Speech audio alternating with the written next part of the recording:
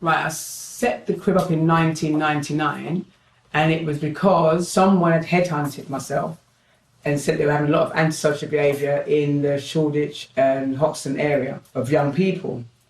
So I thought, oh, that sounds really like something I'd like to do, you know what I mean, challenging. So I went along, spoke to them. It's called Hoxton Community Safety Project at the time. So when we went around the area, we saw this group of young people, and they were really small kids, and I was thinking, God, they're talking about small kids riding around on a motorbike. And this is 1999, when they started demonising young people. So they tagged antisocial behaviour onto young people anyway. What we did, we decided to set up the crib. It was called Hoxton's Community Safety Project. And we was given a school in kind from Hackney, it used to be called then Hackney Youth Services, like a big room in the school. So we went around, going out on the streets, trying to muscle up these kids doing antisocial behaviour, sitting in their area. When they see us, they used to run away from us. Oh, the feds. Right, obviously. But anyway, right, we managed to sort of bring everybody around, and we used to get about 75 young people, to be honest with you, in that building. They all come from all different areas. So you never had all this area, territorial stuff. It's when people start shutting places down and kids start running back into their area, that's why it's called the crib. Their home has been broken up. It's like you're coming from a broken home. So the government has broken their home by taking away their funding, taking away the place where they all meet, right? So their home now is broken. So what we did when that happened to us, when we lost our building, we was running it from my house, so we were going out and doing more outreach work. So I found it very, very effective by sitting in young people's areas and just sitting and chilling and chatting with them, right? You found out a lot more, you was able to help them more. We had a young person, right, Richard Shaomi, he came from a background, kind of hard background. He was brought up by his nan, him and his sister, right, they were brought up by their nan, lovely boy. But as he was growing up, right, he did not know what he wanted to be. So this year we got a fashion tutor and we started doing fashion. He goes, oh, I love fashion. Like, right, I want to try a bit of fashion. So we said, all right, then try it. So he was making this dress. So he makes wonderful dress. So we said, okay, then what we'll do, we'll put you in for this, there's a competition, we put him in for this competition, and he won. Oh my God, his head got so large. Don't forget, this young boy could just about read and write as well, right? And he'll tell you himself, he's come from the bottom straight to the top. So he realised that was his passion, to do fashion. So we sent him to America, to go over to America. We've raised some funding to pick materials, to have a look at the garment industry over there, have a look at the fashion industry over there and that. But we sent him over there when he was about 17, I think. He loved it, came back, his head was even bigger. I'm going to London School of Fashion, that's where I want to go. And you know, he's saying, well, obviously he hasn't got no, left school, no GCSEs and everything else. And I thought, well, you can in life, you can do anything you want to do. Don't let no one tell you it's not possible. So he's gone off and he went to London School of Fashion and he had to get a reference. So we said, because obviously we do fashion classes, so we said, we're the Crib School of Fashion, la la la la la la, and this person's really great. He got into London School of Fashion, the biggest school of fashion you can get. He got into London School of Fashion. He went there for about 6 months and come back and said to us, I don't want to go there anymore. And I went to him, what? And he goes, no, they've got nothing they can teach me. And you know what he did? He went on to dress people like Beyonce, like all the top singers and stars. He went on to dress them people, be a wardrobe setting, not dress them, their makeup, their clothes, go and buy their clothes. He's done fashion shows and everything else. And at the moment now, he's setting up his home company to try and teach young people about fashion and design and bring in all different artists. So this person came from not having no GCSEs or no education, right, to coming up and being a top designer and fashion person in America. There you go. So it can be possible. Then we do things like gangs intervention, where we go around and talk to young people about trying to change their lifestyle and trying to do something more positive. We do workshops around sharp-end workshops, going into schools and teaching about knife crime, parents' voice. We do relationship workshops, which I think a lot of young people don't know how to have relationships with adults, their peers, their parents. It's just like no one teaches young people social skills. So we teach young people social skills as well. We take some of our young people to, like we did them the other day, to the Black British Business Awards. We take young people to things like that to let them see that they can aspire for more. And not just black children we take there, we take all young children, although it's called the Black British Young People's Business Awards. We take young people to, there's another one called the Legacy Gala. And a legacy gala celebrates people's achievements. And you had people like Chris Eubanks there. So what they do, they fundraise for us and give us a table for our young people. And the young people dress up in suits and like ball gowns and go to places like that. It's about teaching young people there's a different life out there. You may see it on the telly, but you can have that life. So we teach young people stuff like that. We do homework with young people. We do education and training with young people. We help parents to set up businesses and we're all-rounders. Anything that you need and we can help you with, we'll do.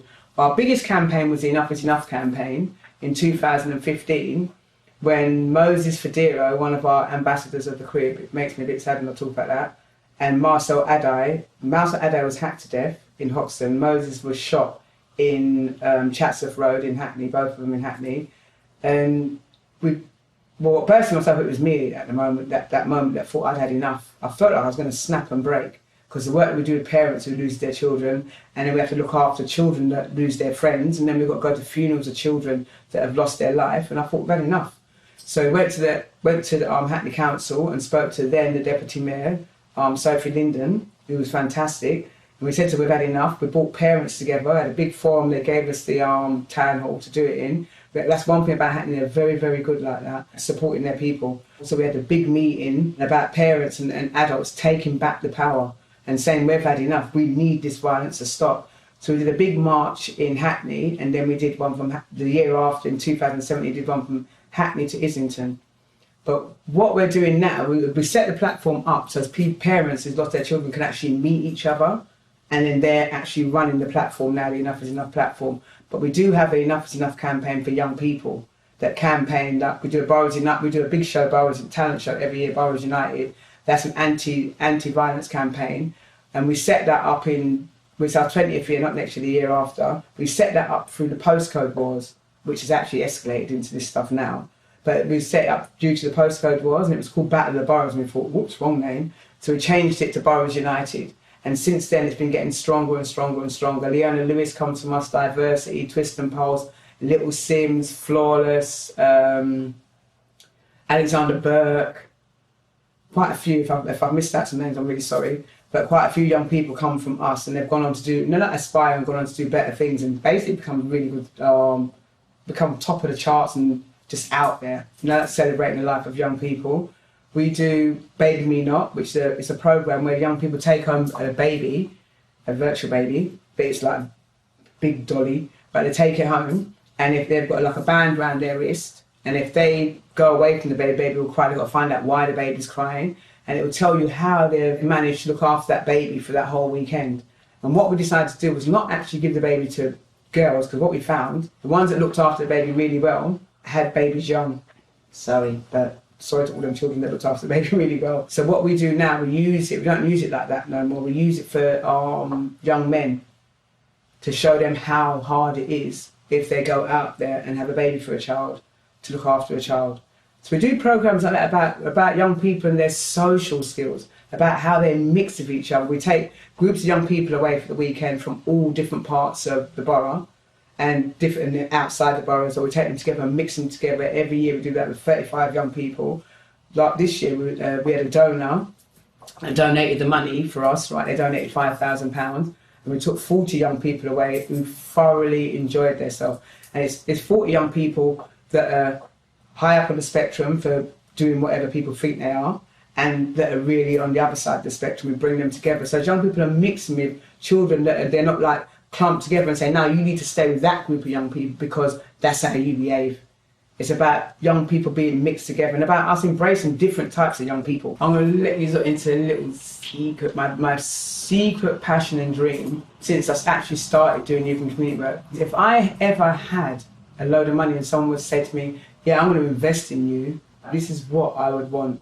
I would like to have a great big house, like even a manor house, with a farm around it where you've got all animals, horses, cows and all everything like that on it as well. That young people can learn how to work from the land and look after people, learn how to nurture. And I'd like to take young people that have not just been caught with knives and things like that, young people that are kind of withdrawn and don't feel like they fit into society, because we've got a big problem with loneliness at the moment as well, right? And basically rebuild them from inside up. Whatever is affecting them, try and rebuild them so they stay there for about a year. Right, and if they want to stay there and work and help out after, they can still stay there. Sometimes you can drop out of society, and when you're trying to fit back in, you feel totally lost because you're a kid. You feel totally lost. And like, how did I get this? How did I get here? And how do I get back to there? And so it's a place where you can go, where you can figure out how to get back to there. If you've ever taken a group of young people away for the weekend and you watch their faces as they come out of London and you hear the conversations, oh, look at this house. Wow, I wish I had that house. Oh my God, look at the fields. Oh, it's so nice and peaceful. Oh, you can't hear no sirens. You can't hear this, you can't hear this. All young people that live in inner city London that are experiencing all that feel exactly the same way. They all feel that, whether they're bad kids, good kids, whatever kids they are, they all feel the same way. If they haven't had that privilege to be able to be taken out of London. Years ago, we took a group of young people, right, and this young girl always says it's the seaside, right? And the seaside, they all take it for granted, everyone could just pop to the seaside. But some people don't go to the seaside. And when she went into the sea, she went, oh my, I love it, I love it, I love the big swimming pool. But the only thing is they put too much salt in the water. These are the things, and if a young person seeing this, they'll know what I mean. These young people are not experiencing life outside of their environment. I've got a young child that turned around and told me that they don't come out of Islington, but the whole square of Islington. I went, are you mad? And he goes, no, I don't come out. And then the mum turned around and said, nor do I. Nor do I come out neither. So really and truly, right, we're not exposing our young people to stuff. And if someone could invest in it, please. Right, because I have all the practitioners singing from the same song sheet that would like to go down that road as well.